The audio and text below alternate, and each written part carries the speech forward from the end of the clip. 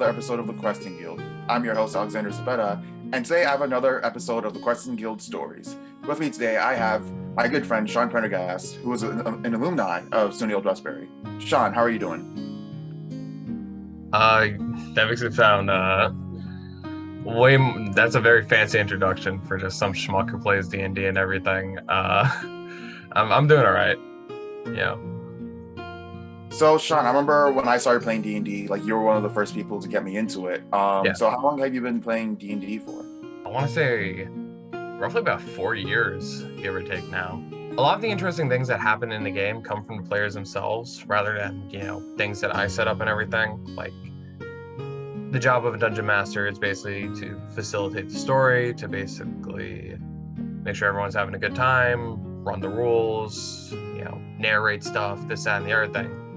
But ultimately, all the crazy stuff that can happen is in the hands of the players themselves. This one campaign that I ran about a year ago, before COVID and everything, it was with everyone in school, a bunch of friends in the game room and everything. And this was something of an investigation sort of campaign. There was sort of an investigation arc of the story, investigating a noble who has ties to an evil cult, typical D&D stuff. And what they wanted to do was that they wanted to infiltrate the, evil noble's mansion and everything in the city by basically breaking into that mansion through the sewers. Trouble is, to get through the sewers, they had to negotiate with this group of sewer druids, is probably the best way to describe them. A bunch of sewer druids who controlled access into the sewers and everything, skulked down there with their weird garbage scum sewer monsters and stuff, The group I was playing with, for the most part, they were all people I've been playing D&D with almost since the beginning of my Dungeon Master career. But we did have a couple of new players. One of our new players was a very rambunctious individual, a guy who is very brash and headstrong when it comes down to things. So he led that group into a lot of interesting situations in the campaign that we were playing. In particular, when their first interaction with these sewer druids and everything was they showed up to their headquarters, pitch black and everything. All of a sudden, big dramatic lights go on. Huge sewer scum monsters on both sides of the room start eking out of the darkness towards them and everything. And then up on the rafters above them are the sewer druids themselves, and they're just they hit them with the oh, what do you want in our garbage patch, that whole spiel and everything. So naturally, as the GM, I want them to succeed in what they want to do. I want them to progress forward. So I give them a fighting chance to go ahead and just to explain themselves to the sewer druids, tell them that we just want to go straight through, this, that, and the other thing. We don't mean you no harm, no trespass or anything.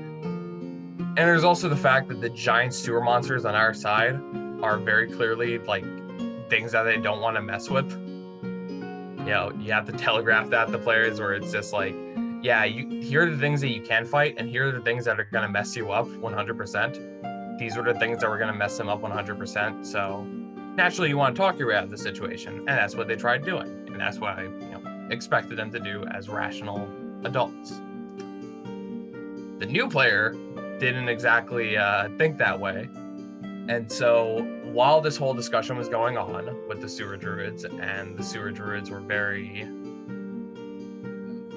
more or less accommodating to their desire to pass through and everything, the new player was like, nah, man, you guys are all I don't appreciate none of this. In fact, I'm going to go up to one of the monsters, and I'm going to just go right at him. And I look at him, I'm just like, you sure? Look at everyone else. Everyone's going to let this happen? Everyone's going to let him do this? Okay. Yeah, no, go right ahead.